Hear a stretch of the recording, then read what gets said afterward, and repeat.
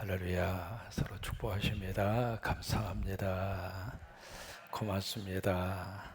사랑합니다. 행복합니다. 오늘이 6월 29일이죠. 네, 1995년, 지금부터 27년 전에 한국 건국 이래 최대의 붕괴 사건이 일어난 날입니다. 혹시 기억하시나요? 삼풍 백화점 붕괴 사건입니다. 이제 그 일이 오늘 벌써 27년의 세월이 지났죠. 그러니까 1995년 6월 29일 오후 5시 멀쩡하던 건물이 한순간에 확 하고 무너진 거죠.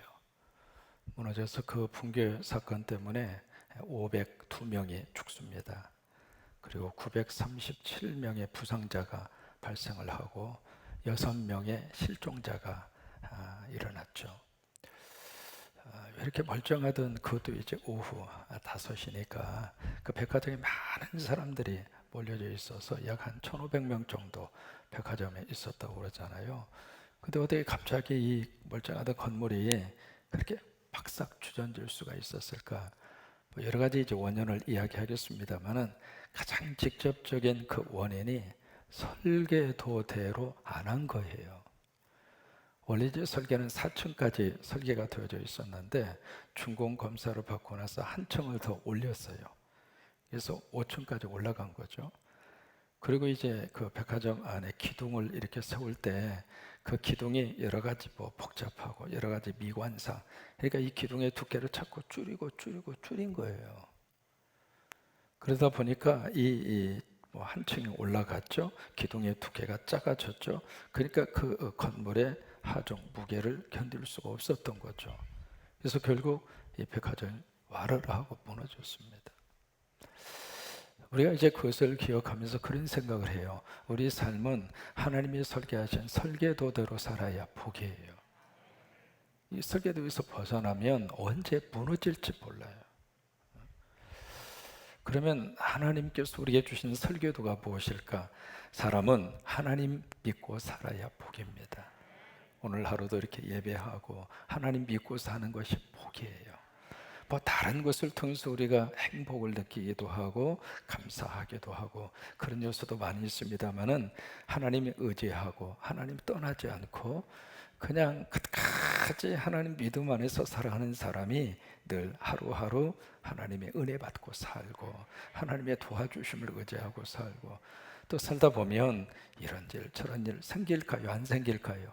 끊임없이 생겨요. 가지 많은 나무에 바람 잘 들었다. 그래서 바람이 불 때마다 자꾸 그때마다 이 사람을 사러 말어 그러고 살면 사람이 어떻게 삽니까? 그리고 하나님이 주신 우리의 설계도가 뭐냐면 성경입니다. 성경이 인생의 설계도입니다. 따라서 아시죠? 성경은 내 인생의 설계도입니다. 그래서 설계도대로 살면 하나님이 꼭 지켜주시고 하나님이 보호하시고 오늘 하루도 그런 은혜가 넘치기를 주의 이름으로 축원합니다.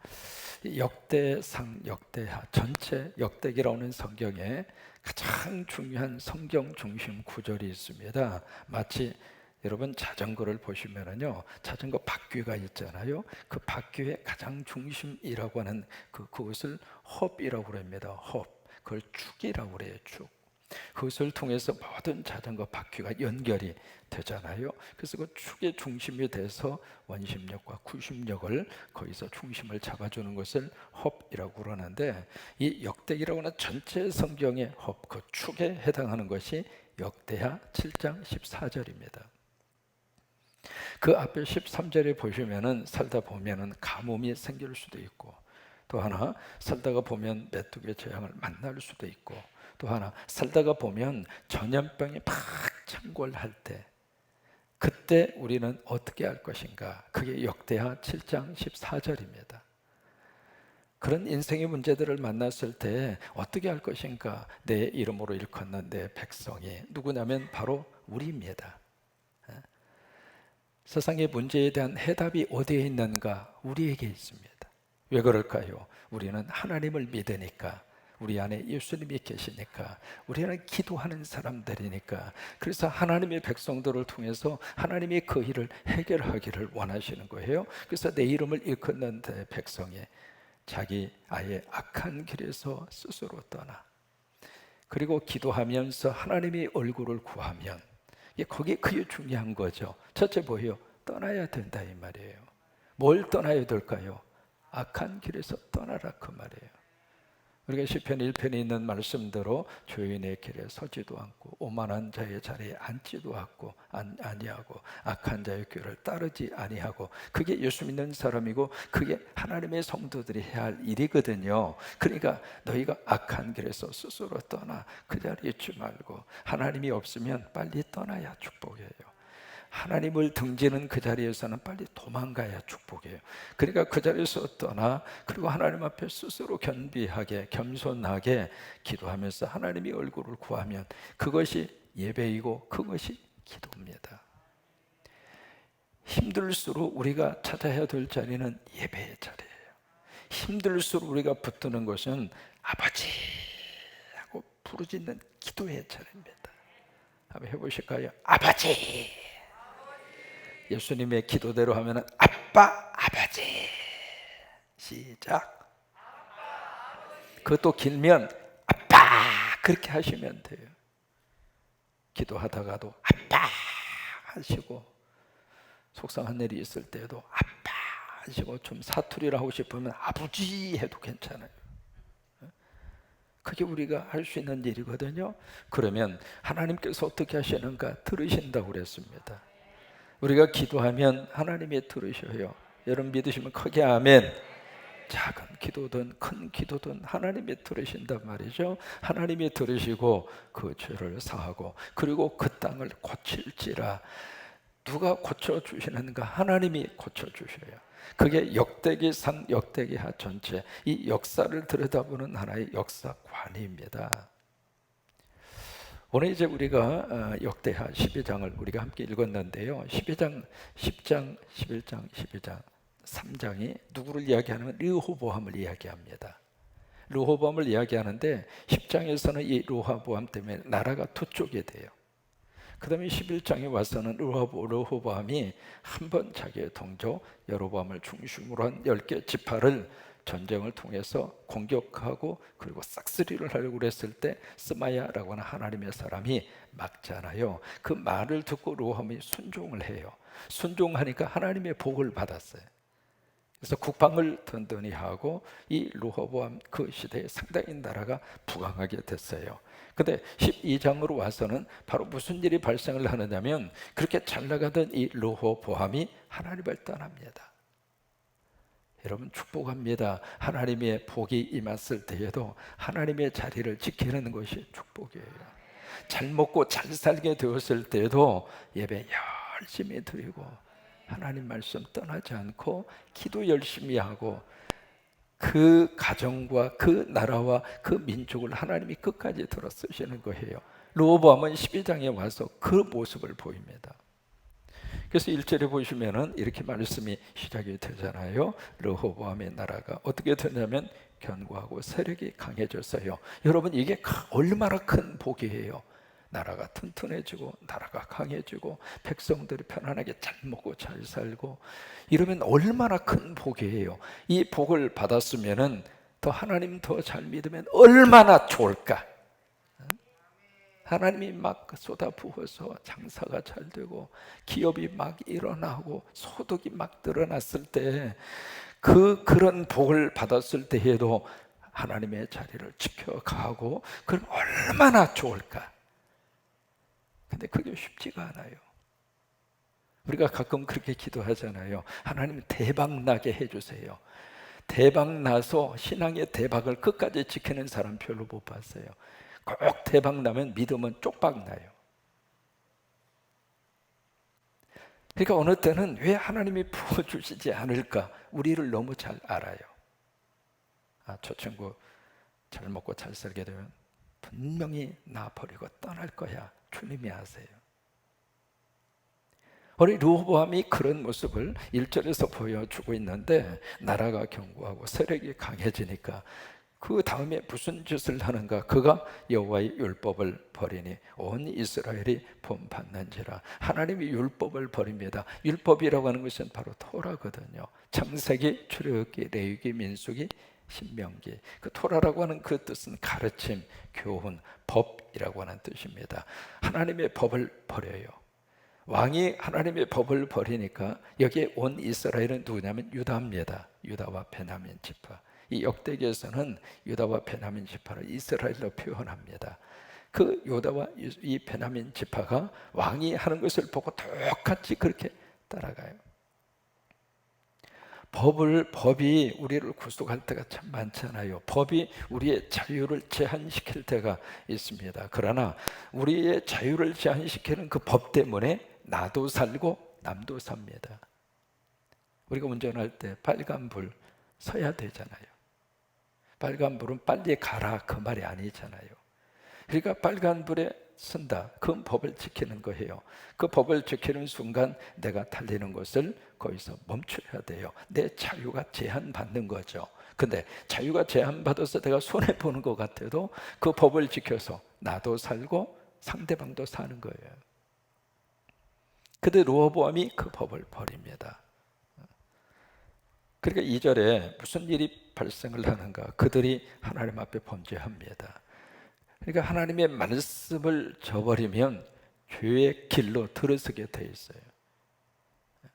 그래서 시편 1편 1절, 2절, 3절에 세 가지의 것을 앉지 아니하고 거기를 따르지 아니하고 그러면서 뭐란 거? 오직 죄하로 하나님의 말씀을 묵상하여 그 말씀을 지키는 사람. 그러니까 말씀을 붙들면 죄하고 멀어지는 거예요. 근데 말씀을 거역하면 죄하고 가까워지는 거예요. 그러니까 여호와께 범죄하였으므로 르호보암 제5년 애굽 왕 시삭이 예루살렘을 치러 올라옵니다. 여기 이제 참 역사적으로 굉장히 중요한 자료가 여기서 나옵니다. 애굽 왕 이름이 나오죠. 누구예요? 시삭입니다. 이게 주전 10세기 이전에는 애굽 왕을 딱 한마디로 표현했습니다. 그 말이 뭐냐면 바로입니다. 이 바로라고 하는 것은 마치 이게 이스라엘 애굽이라고 하는 그 전체 나라의 최고 통치자에 대한 일반 대명사입니다. 그래서 누구든지 다 바로입니다. 이 사람도 바로, 저 사람도 바로. 그래서 바로라는 이름으로 애굽의 왕을 그냥 하나의 단어로 쭉 그렇게 일괄되게 주전 10세기 이전에 그렇게 표현을 했는데 여기 애굽 왕의 구체적인 개인의 이름이 성경에 기록이 된 최초의 이집트 왕이 시삭입니다. 그러니까 시삭이라고 하는 이 왕은 이집트 왕 중에서 개인의 이름을 성경에서 기록한 최초의 왕입니다. 또 하나 이 왕은 어떤 의미를 가지고 있느냐면 성경 밖에도 고고학적인 자료가 굉장히 많잖아요. 그 고고학의 자료 가운데 성경 외에 고고학적인 증거를 가진 최초의 외국 사람, 외국 왕의 이름이 딱 증명된 사람이 시삭입니다. 시삭이라는 사람이 이집트 전체 역사 속에서 굉장히 중요한 의미를 가지고 있었고 역사적 인물이라고 하는 것을 성경과 고고학적으로 증명이 된 최초의 사람이에요. 이 애굽의 시삭이 바로 이스라엘을 공격해 들어옵니다. 우리가 하나님을 떠나면 마귀와 사탄이 공격해 들어와요. 우리가 태양을 등지면 내 앞에 그림자가 생겨요.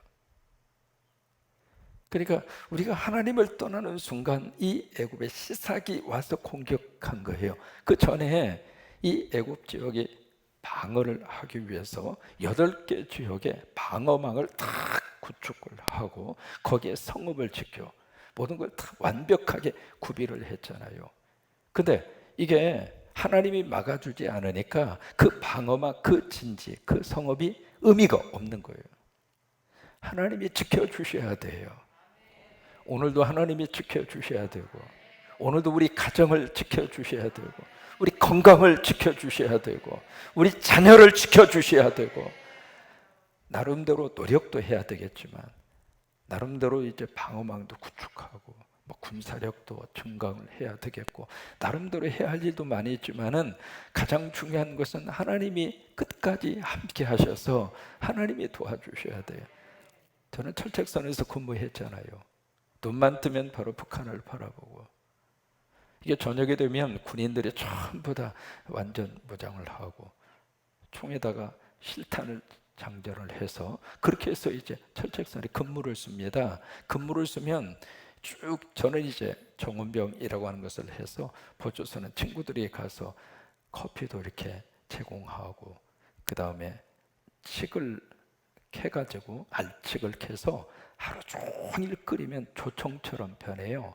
그러면 그것을 물에 조금 타서 이렇게 달짝지근하게 만들어서 그것도 배달하고, 그리고 낮에는 제가 영화를 상영해주고, 그래서 저는 이름대로 군대 생활했거든요. 차상영 해서 차 배달하고 영화 상영해주고, 그렇게 군대 생활을 했는데, 이게 저녁에 이게 가서 보조서는 친구들이 가서 보면 막 졸고 있어요. 다 지키긴 지키지만은 완벽하게 지키지 못합니다. 하나님이 지켜주셔야 돼요. 여러분, 교회에 어려움이 있으면은요, 꼭 그 교회 속에 마귀와 사탄과 악한 영들, 애굽의 씨삭이 치고 들어오는 거예요. 그러면 교회가 흔들리고 교회가 어려움이 있으면 꼭 그게 가정으로 그대로 갑니다. 여러분, 교회가 편안해야 돼요. 교회에 웃음꽃이 터져야 그래도 그 교회의 웃음을 전염을 받아서 집에 가서도 웃고, 교회가 막 화해하고 교회가 서로 한 덩어리가 되면 부부도 그렇게 가요. 근데 신기하게 자녀들도 그 안에서 잘 되는 거예요. 여러분, 교회가 그래야 돼요. 그러니까 집안이 막 내분이 일어나고 하나님을 떠나니까 애굽의 시삭이 와서 막 공격을 하는데, 어느 정도 공격을 했는가, 여기 보시면은요 3절에 그가 동원시킨 사람이 이거 상상할 수 없을 정도의 이 군 병력을 이끌고 공격해 들어오는데, 병거가 1200대. 여러분, 이 병거 뭐 탱크 그 이상의 무기잖아요. 말을 탄 마병이 6만 명. 그리고 애굽에서 용병까지 데리고 옵니다. 그 용병이 누구냐면 여기 리비아. 리비아 하면 여러분 기억하시나요? 지금의 리비아. 그 다음에 쑥. 그 다음에 구스. 구스가 에티오피아거든요. 이 리비아나 쑥이나 이 구스는 이 밑에 그 나일강이 있으면은 상나일, 어퍼 나일이라고 그래서 상나일강 쪽에 위치한 나라들입니다. 거기서 그 용병까지 지금 데리고 지금 공격해 들어온 거예요. 4절에 이 시삭이 들어와서 유다의 모든 성읍들을 빼앗고 예루살렘까지 치고 들어옵니다. 그러니까 5절에 그 상황 속에서 하나님의 사람 스마야, 이게 11장에서도 등장한 사람이잖아요. 이 스마야가 르호보암과 방백들에게, 거기 정보 지도자들에게 와서 하나님의 말씀을 전해요. 뭐라고 말씀을 전하는가? 왜 일이 터졌느냐? 왜 이 상황이 벌어졌느냐? 원인을 똑바로 알아라. 너희가 나를 버렸게 해. 나도 너를 버렸다. 우리가 이 말씀을 한번 마음속에 한번 생각을 해볼 필요가 있습니다. 누가 먼저 원인 제공을 했는가? 하나님인가? 아니다. 너희가 먼저 원인 제공을 했다. 너희가 나를 버렸게 해. 나도 너희를 버려서 애굽의 시삭의 손에 너희들을 넘겨줬다. 하나님이 넘기고 싶어서 넘긴 게 아니에요. 넘기도록 그 짓을 한 거예요. 이 하나님의 메시지를 듣고 6절에 보시면은 참 믿음의 반응을 보입니다. 여러분, 이게 역대기에서의 보여주는 희망입니다. 하나님의 말씀을 딱 들은 다음에 여기 6절 말씀에 스스로 겸비하여, 겸비라는 단어가 나오잖아요. 7절에서도 스스로 겸비하여 두 번 나옵니다. 그 다음에 12절에서도 스스로 겸비하여, 겸비라고 하는 말이 4번 나와요. 무슨 얘기예요? 회개했다 그 말이에요. 어쨌든 문제를 해결하는 첫 단추는 회개입니다. 하나님 죄송합니다. 하나님 잘못했습니다. 그 회개. 근데 이 회개는 하기는 했는데, 이 회개가 말 그대로 저 깊은 곳에서부터의 회개가 사실은 터지지 않았어요. 그래서 이 르호보암과 그 방백들의 견비함, 그 회개하는 모습을 보면서 뭐라고 이야기하냐면 7절에 그렇게 말씀을 하십니다. 뭐라고 말씀을 하시냐면 내가 멸하지 아니하고, 그러니까 뿌리채 뽑지는 않겠다 그 말이죠.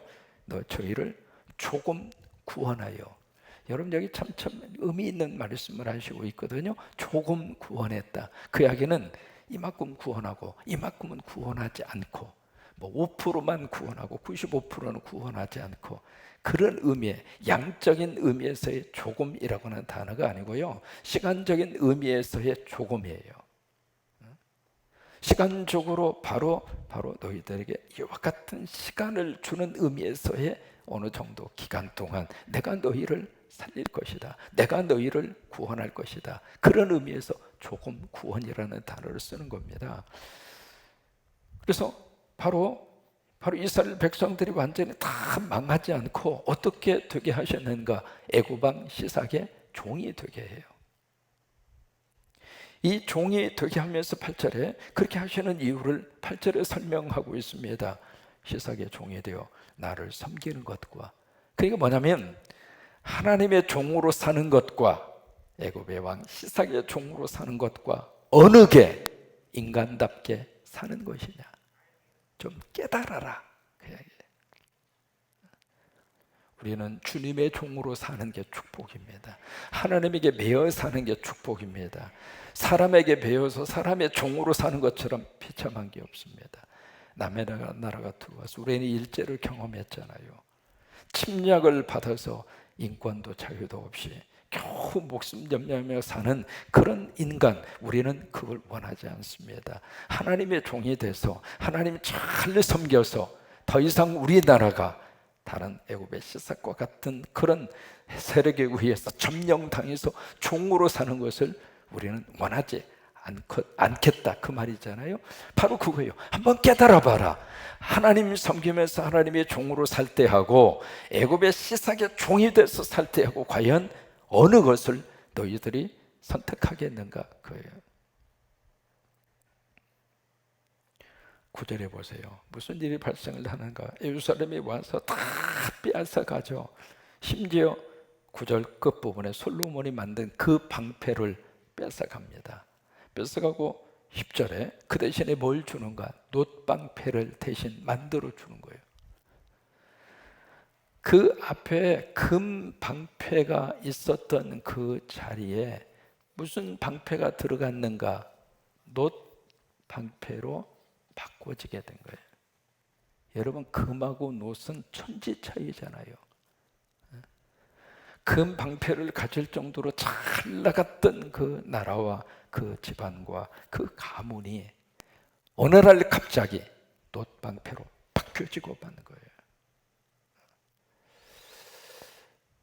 여러분 이 모습을 들여다보면서 그 생각을 합니다. 우리 성광교회가 우리 세대에도 하나님으로부터 금 방패를 받을 정도로 믿음을 잘 지켜가고 하나님의 교회를 섬기고 하나님이 기뻐하는 선교를 하고, 그래서 금 방패처럼 하나님의 복을 받는 그런 교회가 되기를 바라고, 그렇게 되어지도록 하나님이 축복하기를 바라고요. 또 하나, 우리 다음 세대도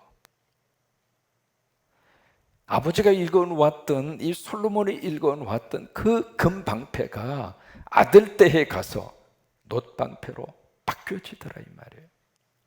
한 세대를 못 갔습니다. 그 다음 세대도 하나님으로부터 복을 받아서 금 방패를 받을 정도로 그렇게 믿음의 역사가 계속 이어질 수 있게 되기를 주의 이름으로 축원합니다. 우리 70주년을 앞에 두고 희년 성도를 한번 명단을 쭉 지금 받아봤습니다. 약 한 40명 이상 명단이 나온 것 같아요. 그 명단을 보면서 여러분, 사람이 살면서 한 곳에 50년 이상을 지켜간다고 하는 것은 하나님의 은혜죠. 내가 지키고 싶다고 해서 지킬 수 있는 것도 아니잖아요. 또 하나, 믿음의 아름다운 영성의 뿌리를 주신 거죠. 또 그런 분들 우리 교회 안에 약 한 40, 50명 정도 평생이죠. 말이 그렇죠. 50년이라고 하는 세월 그 자체가 평생을 이 재단을 위해서 예배하고 기도하고 자리를 지켜주고 그런 든든한 뿌리가 있다고 하는 것이 얼마나 우리 성광교회의 복입니다. 그죠? 나무를 보시면은요, 나무에 잔뿌리가 참 많습니다. 근데 그 잔뿌리는 원뿌리가 있어야 잔뿌리가 생기는 거예요. 원뿌리가 뿌리째 뽑혀버리면 잔뿌리가 생길 수가 없거든요. 그러니까 그 원뿌리에 해당하는 이 교회 50년 이상 희년 성도가 돼서 그렇게 뿌리를 깊이 내리고 세워주고, 그리고 이 교회에 기둥이 되어주고, 그러니까 그 주변에서 잔뿌리가 또 쫙 생겨서 그렇게 해서 이 나무가 울창하게 큰 거목으로 그렇게 자랄 수 있는 거잖아요. 그래서 우리가 섬기는 이 세대도 그렇게 하나님 앞에 쓰임을 받고, 우리 다음 세대도 놋방패가 아니라 금방패로. 그럼 르호보암은 왜 이렇게 될 수밖에 없었는가? 그 이유를 13절에서 성경이 딱 한마디를 여기다가 던져놓고 있습니다. 13절 끝부분에 보시면, 맨 끝에 가서 보시면 르호보암이 어머니 이름이 나옵니다. 그 어머니 이름이 나하마예요. 근데 어머니가 무슨 출신이냐면 암몬 출신입니다. 이것이 르호보암이 이렇게 된 원인이었다라고 하는 것을 딱 한마디 언급하고 끝납니다. 암몬 여인이었다. 무슨 말이에요? 솔로몬이 그가 주변 나라들하고 정략적인 결혼을 해요. 그래서 주변 나라하고 얼마나 많은 정략적인 결혼을 했는지, 부인이 700명하고 300명하고 1000명이나 되죠. 그 가운데 들어온 사람이 암몬 여인이라 이 말이에요. 그러면 그 사람이 몸만 들어오는가? 결혼할 때 몸만 오는 게 아닙니다. 생각도 오고 사상도 오고 종교도 옵니다. 그래서 우리 집안에 누가 들어오느냐 굉장히 중요합니다. 그러니까 이 암몬 여인이 몸만 온 것이 아니라 그가 평소에 섬기던 우상도 같이 가지고 들어온 거예요. 그 영향을 아들이 그대로 받습니다. 르호보암이 41살에 왕이 되잖아요. 40년 동안 어머니로부터 그 영향을 받은 거예요. 결국 부모가 잘못 씨앗을 뿌려 놓아서 자식 대에 하나님의 복이 도망가 버리고 만 거예요. 여러분, 오늘 이 말씀 마음에 기억하면서 오늘도 이렇게 하나님이 주시는 이 귀한, 이 놀라운 이 축복이 내 대뿐만이 아니라 우리 자식 때까지도 그대로 이어지고, 우리 교회도 마찬가지입니다. 그런 역사와 능력이 함께하기를 주의 이름으로 축원합니다.